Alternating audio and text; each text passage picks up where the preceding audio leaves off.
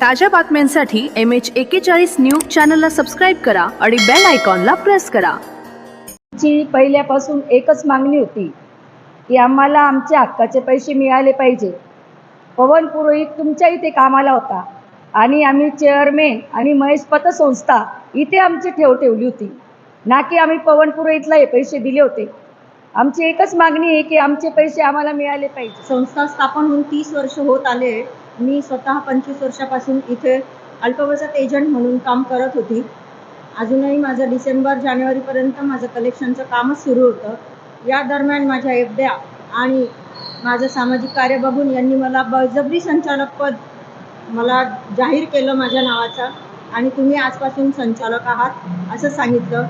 माझ्या कार्यकाळात किंवा पहिले जे काही अपहार झाले असतील त्याच्यात संचालक म्हणून माझा काही एक हात नाही आहे कशातच, असं मला सांगायचं आहे. मी माझ्या पदाचा राजीनामासुद्धा यांना ताबडतोब दिला. मला जसं बाहेरून कळलं की संस्थेचा अपहार चालून यांनी आपल्याला बळजबरी इथे संचालक म्हणून नेमणूक करून घेतलेली आहे, तर मी ताबडतोब राजीनामा दिला DDRमध्ये आणि संस्थेमध्ये सुद्धा. इव्हन DDRने यांना पत्रसुद्धा काढलं होतं का 1960 कायद्यानुसार मॅडम माझा राजीनामा यांनी उपविधीनुसार स्वीकार करावा. माझी सुद्धा अशी फसवणूक झाली का माझे तर अल्पबचतीचे पैसे लोकांचे मी आणून तिथं ठेवत होती आणि माझे स्वतःचे माझी 40 लाखापर्यंतच्या माझ्या एफड्या तिथं आहे. मी थोडा पैसा जमा करून तिथे ठेवलेला आहे. माझ्या मुलाचं भविष्य, माझं भविष्य असं सगळं बघून मी तिथं ठेवत होती. यांचा मॅनेजर आणि हे खूप गोड बोलून आमच्याकडून पैसे घ्यायचे. इव्हन चेअरमन साहेबांनी सुद्धा आपली बँक नफ्यात चालू आहे, 80 लाखाचा नफा दरवर्षी होतो आपल्याला आणि वर्ग मिळतो आपल्याला ऑडिटमध्ये, असं सांगून आम्हाला खोटं सांगून आमची नेमणूक त्यांनी संचालक पदावर करून घेतलेली होती आणि आम्हाला ते अमान्य आहे. मला मान्य नाही आहे ते संचालक. मंडळाचे जे चेअरमन होते त्यांनी आम्हाला मागे DDR ऑफिसला जेव्हा भेट झाली त्यांनी सांगितलं की मला याच्यातलं काहीच नॉलेज नव्हता, त्यामुळे माझ्यासोबतही हे फ्रॉड झाला आहे म्हणे. मला त्यातलं काही कळत नव्हतं, मला फक्त सांगितलं गेलं म्हणून मी सह्या करत गेलो. जर त्यांना या गोष्टीचं नॉलेजच नव्हता मग 5 वर्षापासून ते खुर्चीवर बसले का बरं होते चेअरमन म्हणून? त्यांना अधिकारच नाही ना मग बसण्याचा. जर त्यांना कळत नाही आहे, ते काय लहान मुलाने ते बसवून दिलं बसले. नव्हतं कळत, एका महिन्यात राजीनामा द्यायला पाहिजे होता त्यांनी. 5 वर्ष का बरं बसले मग? आणि आता जो अपहार झाला आहे पैशांचा त्याच्यात ते म्हणतात पवन पुरोहितने केला. आम्ही पवन पुरोहितकडे पाहून ते पैसे ठेवले नाही, ते म्हणे आमच्याकडे पाहून ठेवले का? मग तुम्ही बँक चालवत का होते? तुम्ही जर म्हणताय आज पैसे आमच्याकडे पाहून ठेवले का, याच्याकडे पाहून ठेवले का, मग तुम्ही बँक चालूच नव्हती ठेवायला पाहिजे. तुम्ही तेव्हाच बँक बंद करून टाकायला पाहिजे होती. आज तुम्ही बँक चालू ठेवली म्हणून लोक आले ना पैसे ठेवायला. आणि पूर्ण जिम्मेदारी यांचीच आहे, संचालक मंडळाचीच आहे, चेअरमनची जिम्मेदारी आहे. पवन तर एक नौकर आहे तिथला. पवनला हे काही अधिकार नाही आहे 1-1 करोड रुपये विड्रॉल करणं. चेअरमनच्या सही विरुद्ध काही होत नाही आहे विड्रॉल. हे पवनने कसं काय केलं? मग चेअरमनने सही दिली तेव्हाच झाले ना. संचालक मंडळ, चेअरमन, व्हाईस चेअरमन यांच्यावर गुन्हा दाखल झाला पाहिजे. पवनवर एकट्यावर गुन्हा दाखल केला, पहिल्या दिवशीपर्यंत पवन मालेगावात राहतो. ज्या दिवशी गुन्हा दाखल झाला पवन फरार घोषित होतो. म्हणजे याचा अर्थ काय समजावा? संचालक मंडळाने त्याला फरार केले ना, की यांची पोल लोक उघडायला समोर. नमस्कार, मैं महेश नगरी पतो संस्था में मेरी दुकान बेच के मैंने 12 लाख रुपया रखा है मेरी बच्चों का भविष्य के लिए. आज मेरी बच्चे क्या कॉलेज का एडमिशन है, मेरा पास एक पैसा नहीं है. बैंक में जाओ बोलता है हमारा हाथ में कुछ नहीं है. DDR साहब के पास जाओ, DDR बोलता है बैंक में जाओ. तो हमारा ये पैसा के लिए हम किधर जाए? मेरा विनती है DDR से लेके पूरा संचालक मंडल सबका नाम पे FIR हो. इसका अंदर सब गुनहगार है, कोई साधारण पब्लिक नहीं है, कोई साफ सुथरा धुएला नहीं है, सब गुनहगार है. जब तक इनका नाम पे FIR नहीं होगा तब तक हम लोग सहन से नहीं बैठेंगे. ये हमारा मांग है. संस्था 25 वर्षापासून चालू आहे. आता 25 वर्षापासून चालू आहे. तिथे सगळे मोठमोठे डायरेक्टर आहे सगळे. अगदी जर कोणी आला 1-2 लाख रुपये जरी आपल्याला मंजूर करायचे असले तरी आपण काय विचारतो, दुसरा डायरेक्टर का व्हावं?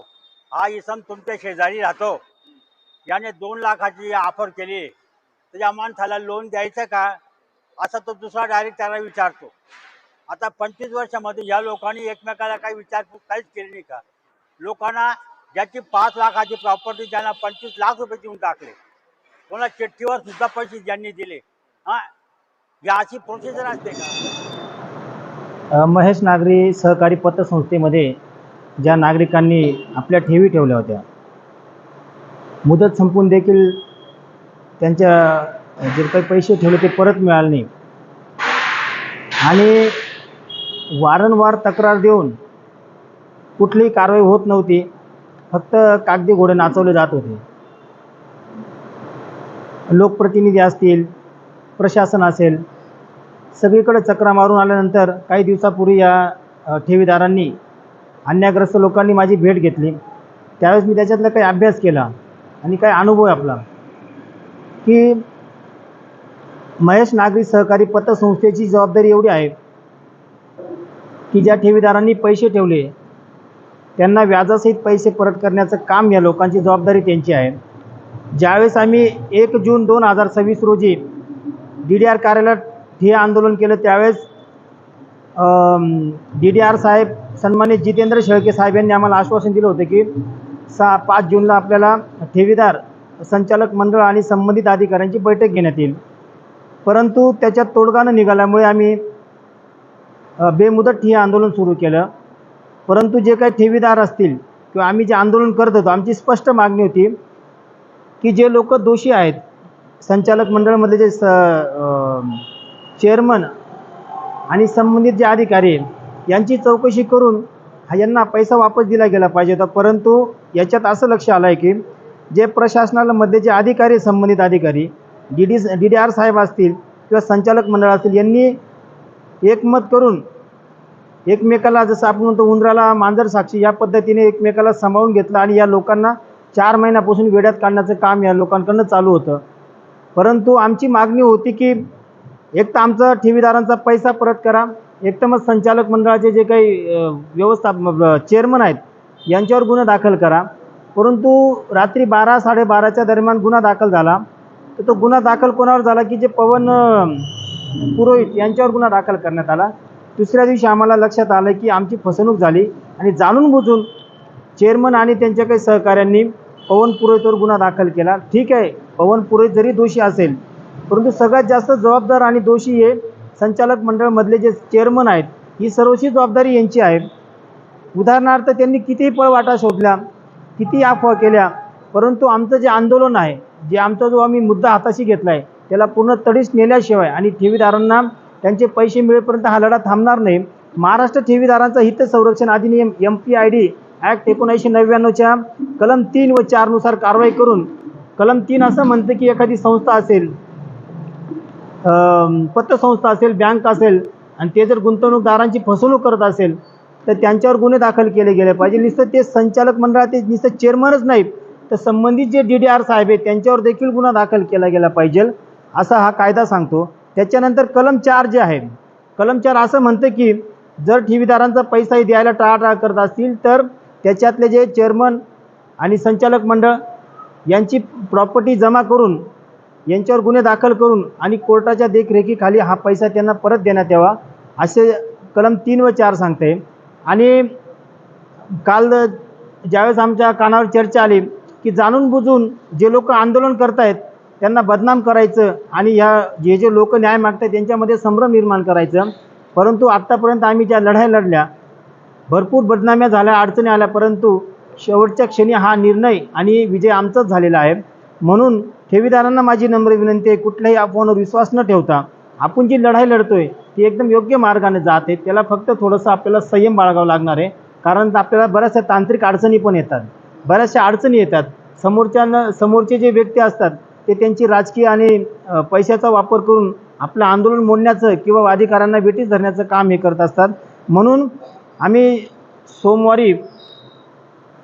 काय तारीख आपली, नाशिकचे जे जिल्हा उपनिबंधक आहेत, तरी 22 तारखेला आम्ही DDR साहेबांच्या कार्यालयात भेट घेणार आहोत आणि महाराष्ट्र ठेवीदार संरक्षण कायदा MPIDच्या नुसार कलम 3 व 4 नुसार संबंधित अधिकारी आणि संचालक मंडळामधले जे जबाबदार अधिकारी असतील, चेअरमन असतील किंवा व्हाईस चेअरमन असतील, यांच्यावर गुन्हा दाखल करण्यात यावा अशी आमची स्पष्ट मागणी आहे. मालेगाव शहरातील महेश नागरी सहकारी पतसंस्था जी आहे याच्यामध्ये जो काही कारभार उघडकीस आला आहे, फार दुर्दैव आहे की आपल्या कष्टाचा घामाचा पैसा आहे, लोक तिथे सुरक्षा मिळावी म्हणून या पतसंस्थेमध्ये ठेवतात आणि त्यांना तो पैसा मिळत नाही आणि वारंवार तक्रार करून देखील कुठलीही दखल घेतली गेली नाही. फक्त कागदी जे कागद होते ते फक्त त्यांचे पुढं सरकत होते, पण कुठलीही ठोस कारवाई होत नव्हती, अंमलबजावणी होत नव्हती. माझ्या लक्षात असं आलं आहे, याच्यात DDR साहेबांनी देखील दप्तर दिरांगायचा जो कायदा असतो त्याचं सुद्धा उल्लंघन केलेलं आहे. जर तुम्हाला 7 दिवस, 21 दिवस, महिना अशा काही मुदत असतात, त्या मुदतीच्या आत त्यांना उत्तर दिलं गेलं पाहिजे, त्यांच्यावर कारवाई झाली पाहिजे. परंतु महेश नागरी सहकारी पतसंस्थेवर अजून देखील कुठलीही कारवाई झालेली नाही. फक्त त्यांनी त्या पवनपूर इथला गुंतवून स्वतः सेफ राहण्याचं त्यांनी ते काम केलेले. परंतु त्यांनी कितीही मोठं षडयंत्र केलं, त्यांनी राजीनामे पण दिले, ते विदेशात पण पळून गेले.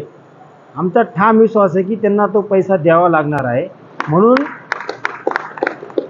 पळवाटा शोधण्यापेक्षा, यांना दबावात आणण्यापेक्षा, यांची फसवणूक करून यांना दहशतीमध्ये आणण्यापेक्षा सरळ मार्गे यांनी बैठक घेऊन आणि या ठेवीदारांचे पैसे दिले पाहिजेत. एक लक्षात असू द्या, जर वारंवार लोकप्रतिनिधी असतील, प्रशासन असेल, एवढं करून देखील यांना न्याय मिळत नव्हता. परंतु आम्ही हा लढा उभारल्यानंतर लोकशाही धडक मोर्चाच्या नेतृत्वाखाली कुठंतरी प्रशासन, पोलीस प्रशासन असेल आणि संबंधित खात्याच्या अधिकाऱ्यांना जाग आली आणि आज कुठंतरी आंदोलन आपलं योग्य टप्प्यावर आलेलं आहे. न्याय 100% मिळणार आहे. परंतु जाणून बुजून या आंदोलकांमध्ये संभ्रम कसा निर्माण होईल याच्यासाठी मोठमोठ्या अफवा निर्माण केल्या गेल्या. याला इतके पैसे दिले, त्याला इतके पैसे दिले, त्याला मॅनेज केलं. परंतु एक लक्षात असू द्या, लोकशाही धडक मोर्चा कुठलंही आंदोलन हातात घेतल्यानंतर, कुठलाही मुद्दा हातात घेतल्यानंतर त्याचे परिणाम काय होतील याची पर्वा न करता ज्या लोकांनी विश्वास ठेवला त्यांना न्याय देण्याचं काम लोकशाही धडक मोर्चाने केलेलं आहे. म्हणून आज सर्व पक्षांच्या दाराशी जाऊन न्याय मिळत नाही, मोठमोठ्या नेत्यांच्या दाराशी जाऊन न्याय मिळत नाही, त्यावेळेस सगळ्यांच्या डोक्यात एक आलं की शेखर पगार तुम्हाला न्याय देऊ शकता. हा जो विश्वास आहे याला तडा जाऊ देणार नाही. परंतु शहरात काय अफवा होतात, संचालक मंडळ काय करतंय, पोलीस प्रशासन काय करतंय, DDR काय करतंय, याच्याशी आपल्याला काही घेणं देणं नाही. आपली जी मागणी आहे की यांचा पैसा व्याजासहित मिळाला पाहिजे आणि जर हे पैसा देत नसतील तर तुम्हाला बोललो की महाराष्ट्र ठेवीदारांचा जो संरक्षण कायदा आहे, कलम 3 व 4 प्रमाणे जर कारवाई झाली, MPID जो कायदा आहे याच्याप्रमाणे जर कारवाई झाली तर यांना देवही वाचू शकत नाही. म्हणून माझी संचालक मंडळ, तिथले चेअरमन आणि DDR साहेबांना नम्र विनंती आहे, उद्या आज तुम्ही पवनपुरोतला गुंतवून तुम्ही मोकळे झाले नाही, तुम्ही स्वतः तुम्हाला अटकून घेतलेलं आहे, तुम्ही त्याच्यात अडकणार 100%. त्याच्यात DDR साहेबांनी सुद्धा मोठं मन करून या लोकांचे तक्रारीची दखल घेऊन यांना योग्य मार्गदर्शन जर केलं असतं तर हा जी वेळ आली नसती. येणाऱ्या काळामध्ये जे अधिकारी जरी असतील, DDR साहेब जरी दोषी असतील आणि चेअरमन साहेब जरी दोषी असतील तरी हे पतसंस्था आणि DDR साहेबांवर देखील गुन्हा दाखल होऊ शकतो. कारण कायद्याने सगळ्यांना समान अधिकार दिलेला आहे आणि तुम्हाला ज्या कामासाठी बसवलं आहे त्याचा जर तुम्ही चुकीचा वापर करत असाल किंवा दुरुपयोग करत असाल तर तुमच्यावर देखील कारवाई होईल. आज DDR साहेबांनी इतक्या दिवसापासून हे प्रकरण का लांबून धरलं, यांची मागणी स्पष्ट होती ना की कलम 188 प्रमाणे इन्क्वायरी बसवली पाहिजे होती. तुमचं अजूनपर्यंत ऑडिट झालं नाही.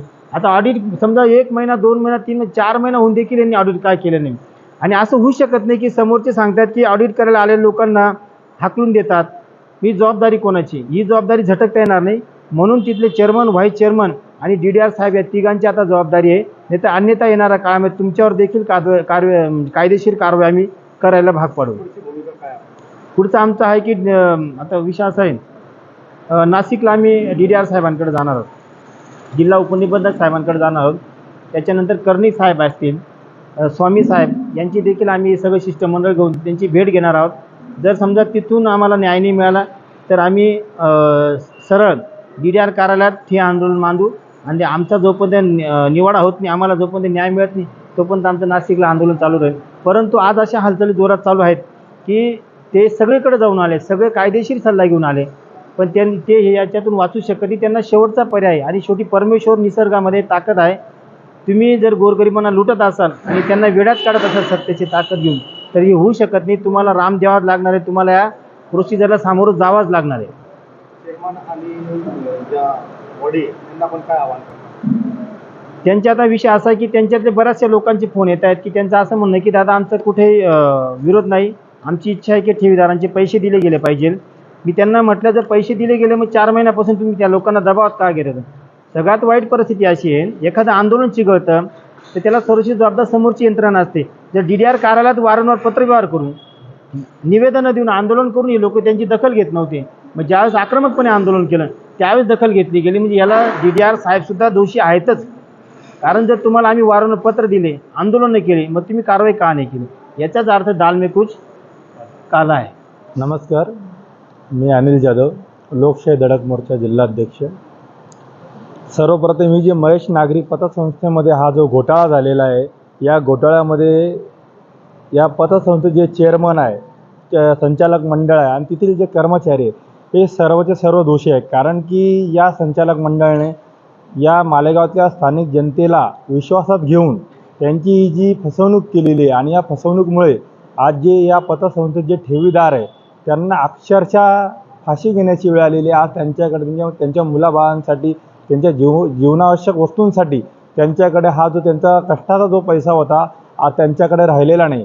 आज त्यांनी शेखरदादांकडे जी मागणी केलेली आहे आणि शेखरदादांकडे जो हा विषय आलेला हा 100% दादा याला न्याय देतीलच, याच्यात दुसरं दुमत नाही. परंतु याच्या संचालक मंडळामध्ये त्यांनी फक्त पवन याला जो टार्गेट केलेला हा फक्त पवन एकटा हा दोषी नसून संपूर्ण संचालक मंडळ, मी तर म्हणतो संपूर्ण ही महेश नागरी पतसंस्था आहे, या संपूर्ण संस्थेवरती कारवाई झाली पाहिजे आणि त्यांना कठोरात कठोर शिक्षा मिळाली पाहिजे.